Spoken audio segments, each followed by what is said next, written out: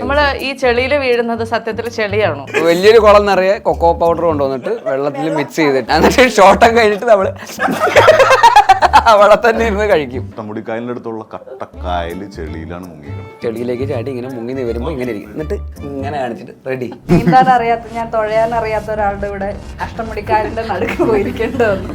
തുഴഞ്ഞു തുഴഞ്ഞ് അവിടെ എത്താൻ പെട്ട പാടെ എനിക്കറിയാം. പൊസിഷനിൽ ചെന്ന് നിർത്തുക എന്ന് പറയുന്നത് വഞ്ചിയാണ്, സ്കൂട്ടർ പോലും അല്ല. അപ്പൊ നേരെ അങ്ങോട്ട് പോയിട്ട് പിന്നെ ഇത് ചെരിച്ച് ഇങ്ങനെ കൊണ്ട് നിർത്തണം. ഇങ്ങനെ കൊണ്ട് നിർത്തിയിട്ട് പിന്നെ നമ്മൾ നേരെ തുഴഞ്ഞു പോകണം. മറിഞ്ഞു കഴിഞ്ഞാൽ ചത്ത്, വേറെ ഒന്നും നോക്കാനില്ല. ഇപ്പുറത്തൊരു ബോട്ട് എന്നൊക്കെ പറഞ്ഞ് കൈയൊക്കെ കാണിച്ച് അപ്പോഴാണ് ഇവിടെ ഇരുന്നിട്ട് അതെ ശ്രദ്ധിക്കണം, ബോട്ട് പോകുമ്പോ ഓളം വരും, ചിലപ്പോ മുങ്ങും.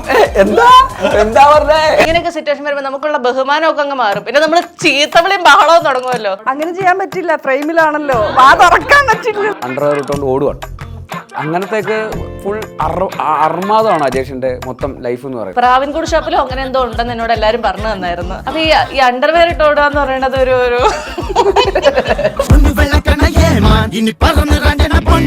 എനിക്കിതിനെ പറ്റി ഒന്നും പറയാനില്ല, കാരണം ഇവിടെ തന്നെ എനിക്കുണ്ട്.